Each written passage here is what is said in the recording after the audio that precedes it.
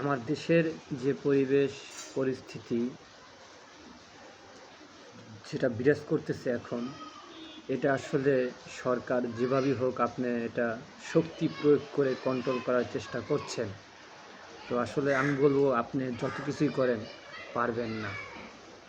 শক্তি দিয়ে কখনো সমাজ পরিবর্তন হয় না। শক্তি দিয়ে কখনো মানুষের মন জয় করা যায় না। শক্তিতে রাজ্য জয় করা যায়, মানুষের মন না। তাই আপনাকে একটা প্রস্তাব দিচ্ছি, আসুন আপনি আদর্শ নিন। আদর্শ ছাড়া কখনো সমাজ পরিবর্তন হবে না। শক্তির পাশাপাশি একটা আদর্শ, সঠিক আল্লাহর দেওয়া প্রদত্ত একটা আদর্শ লাগবে। এটা আপনি আলিঙ্গন করে নিন, সমাজ শান্ত হবে। আপনার বাংলাদেশের যে কোনো পরিবেশ পরিস্থিতি হোক, এটা কন্ট্রোল হবে, মানুষ নিজে থেকে ভালো হবে। তাছাড়া আপনি শক্তি প্রয়োগ করে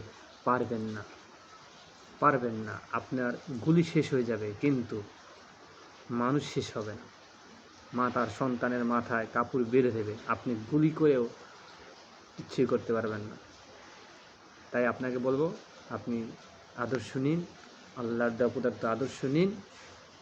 আসুন, বসুন, ইনশাল্লাহ সমাজ পরিবর্তন হবে, মানুষগুলো পরিবর্তন হবে।